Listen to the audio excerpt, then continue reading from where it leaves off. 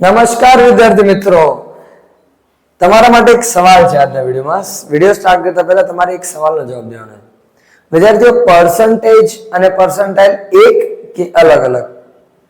ઘણા સ્ટુડન્ટ કહે છે સર એક, અને ઘણા કહે છે અલગ અલગ. ચલો, મોટા ભાગે અલગ અલગ વાળા જ હશે સર, એટલી તો અમને ખબર પડે હો, પછી સાવ એટલા ડફોળ નહીં એમ. ચાલો, આ સવાલ ખાલી વિદ્યાર્થીઓ માટે નહીં, આ દરેક વ્યક્તિ માટે છે જેને પર્સન્ટેજ અને પર્સન્ટાઇલ શબ્દ સાંભળેલો છે. તમે અટવાના છો કોઈ દિવસ પર્સન્ટેજ અને પર્સન્ટાઇલમાં, કે પર્સન્ટાઇલને પર્સન્ટેજ ગણી લીધા હોય રિઝલ્ટમાં? ખાસ કરીને 10મા અને 12માના રિઝલ્ટમાં તો ખાસ. અને ઘણીવાર છોકરાઓ આવી રીતે કરતા હોય છે કે પર્સન્ટાઇલને પર્સન્ટેજ તરીકે ગણાવી દે કે પપ્પા મારે એટલા ટકા આવ્યા, પણ હકીકતમાં એ ટકાવારી નથી હોતી. બરાબર? ચાલો, હવે ડિફરન્સ સમજો કે પર્સન્ટેજ અને પર્સન્ટાઇલ એટલે શું, એ આપણે આજના વિડીયોમાં ચર્ચા કરવાના છે. ક્યાં? એજ્યુકી ધ એજ્યુકેશન હબ આપણી યુટ્યુબ ચેનલ પર, જેના પર હું સુશીલ કલસરિયા આપ સૌ વિદ્યાર્થી મિત્રો તેમજ દર્શકોનું હાર્દિક સ્વાગત કરું છું. ચલો વિદ્યાર્થી મિત્રો તેમજ દર્શકો, હવે સૌથી પહેલો પ્રશ્ન કે પર્સન્ટેજ અને પર્સન્ટાઇલ પહેલા તો બંને અલગ અલગ વસ્તુ છે? હા, કમ્પ્લીટલી ડિફરન્ટ વસ્તુ છે. આ વિડીયોમાં આપણે ચર્ચા કરવાના છે એનો અર્થ, એનો ઉપયોગ અને એનો તફાવત. સર, ઉપયોગ તમને ખબર રિઝલ્ટમાં છે, ખાલી રિઝલ્ટ પૂરતો નથી, ખાલી તમારી 10માની કે 12માની માર્કશીટ પૂરતો આનો પર્સન્ટાઇલનો કે પર્સન્ટેજનો ઉપયોગ નથી થતો. એ તમારે જિંદગીમાં ઘણી બધી જગ્યાએ કામ લાગી શકે છે. ઉપયોગ ક્યાં થાય છે? તમારા કરિયરની અંદર ને બધી જગ્યાએ. તો એ આપણે અહીંયા સમજવાના છે. તો ચાલો શરૂઆત કરીએ. સૌથી પહેલી વસ્તુ કે આપણે સમજીએ પર્સન્ટેજ શું છે.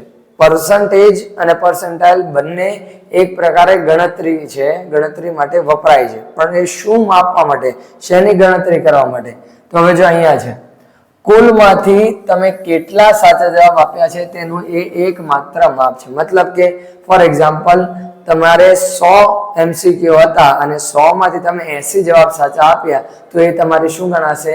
ટકાવારી ગણાશે. કે ભાઈ આટલા ટકા તમે જવાબ સાચા આપ્યા છે. અથવા તો કોઈ પણ પ્રકાર આપણે કે ને 100% આપણે બોલીએ ને તો 100% મતલબ આ ટકાવારી આપણે કહે છે, પૂરેપૂરું 100% એમ. કોઈ પણ પ્રકારના ચેન્જીસ, કોઈ પણ પ્રકારે ખોટું કે ભૂલ નહીં હોય એવું દર્શાવવા માટે, આપણે સામાન્ય રીતે એ માપવા માટે કે ભાઈ કેટલું સાચું છે, કેટલા અંશે હકારાત્મક છે કે કેટલા અંશે નકારાત્મક છે, ટકાવારીમાં માપવા માટે એક પ્રમાણ છે.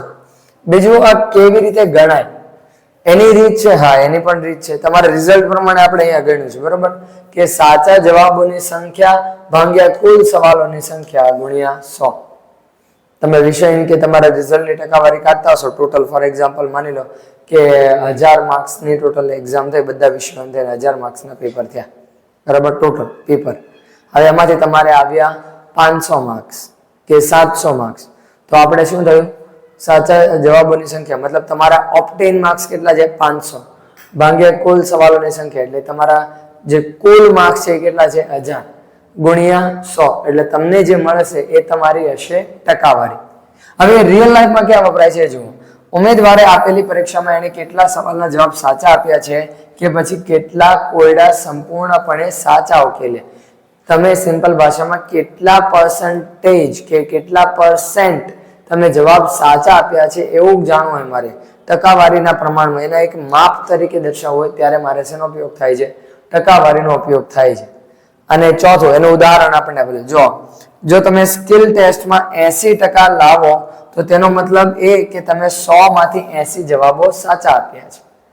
ટકાવારી આપણે લાવે ને, પપ્પા મારા 80% આવે, મતલબ તમારા જેટલા પેપર નીકળ્યા હતા, જેટલા માર્ક્સની એક્ઝામ હતી, એમાંથી તમે એટલા ટકા પરફોર્મન્સ આપો, એટલા તમારા જવાબ સાચા પડ્યા છે, એટલા અંશે તમે સાચા જવાબ લખીને આવ્યા છો, પાસ થયા છો, એના માટે ટકાવારી વપરાય. હવે આવે છે પર્સન્ટાઇલ. બરોબર? હવે એને જોઈએ. ચાલો, શું કીધું છે? શું માપવા માટે વપરાય? તો કે એવો સ્કોર જે અન્ય પરીક્ષાર્થીઓની સરખામણીએ તમારો ક્રમાંક કે રેન્ક બતાવે છે.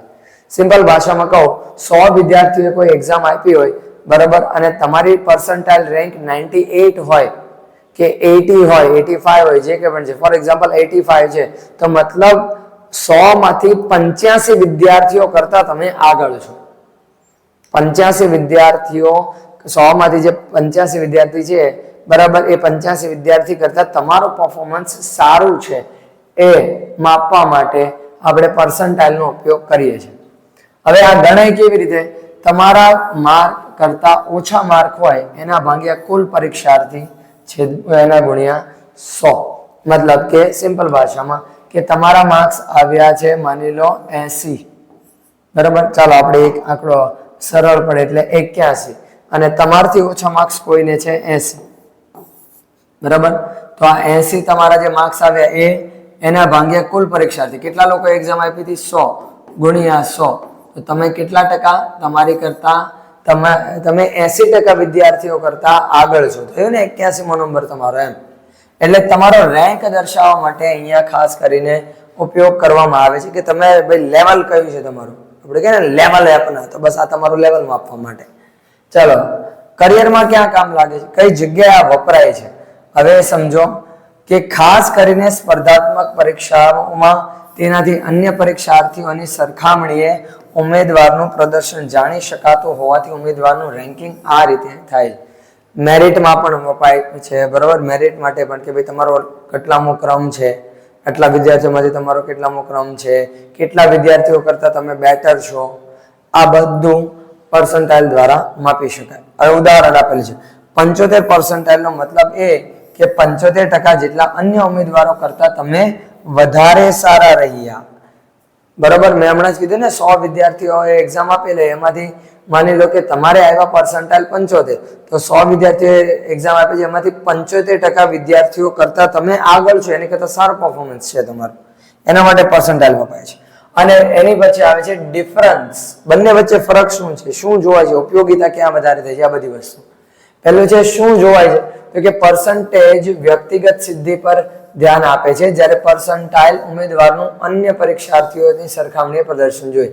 પર્સન્ટેજ ખાલી તમારી ટકાવારી કે તમે કેટલી અંશે સાચા છો એ દર્શાવવા માટે, જ્યારે પર્સન્ટાઇલ એના માટે ખાસ કરીને કે ભાઈ તમારે જે આપણે કહીએ ને તમારે જે વ્યક્તિઓ છે, વિદ્યાર્થીઓ છે, એમાંથી તમે કેટલા આગળ છો, તમારો રેન્ક કેટલો છે એ સરખામણી કરવા માટે વપરાય છે. પર્સન્ટેજ ખાલી વ્યક્તિગત હોય, જ્યારે પર્સન્ટાઇલ બધાને ધ્યાનમાં રાખીને આપવામાં આવેલા હોય.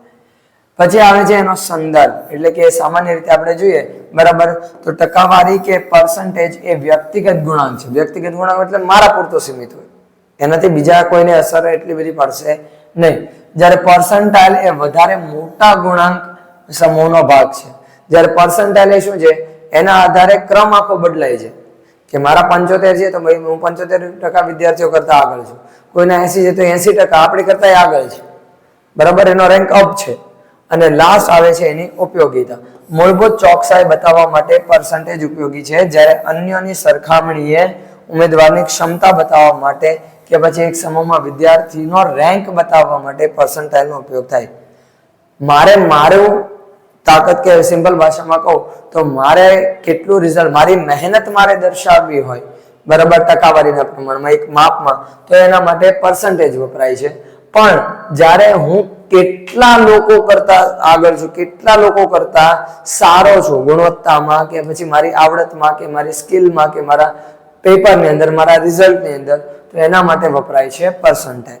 તો વિદ્યાર્થી મિત્રો, શોર્ટમાં કે જ્યારે પણ તમારે પોતાનું રિઝલ્ટ જાણવું હોય ત્યારે પર્સન્ટેજ, પણ તમે કેટલામાંથી આગળ આવ્યા છો, કેટલા લોકો વચ્ચે તમે આગળ છો, કેટલામો ક્રમ છે તમારો, તો પર્સન્ટાઇલનો ઉપયોગ થાય છે. તો વિદ્યાર્થી મિત્રો, આજના વિડીયોમાં એટલું જ. હવે મળીશું આપણે નેક્સ્ટ વિડીયોમાં, અને આ વિડીયો ખાસ કરીને એવા વિદ્યાર્થીઓને શેર કરજો, એવા વાલી મિત્રોને પણ શેર કરજો કે જેમને પર્સન્ટેજ અને પર્સન્ટાઇલ વચ્ચેનો ડિફરન્સ નથી ખબર. ઓકે, જેથી કરીને આગળ પણ એ કામ લાગી શકે, અને રિઝલ્ટ વખતે પણ જ્યારે 10મા અને 12માનું રિઝલ્ટ આવે એ સમયે પણ તમે વ્યવસ્થિત રીતે એની માહિતી મેળવી શકો. એના four today and have a great day. Thank you very much.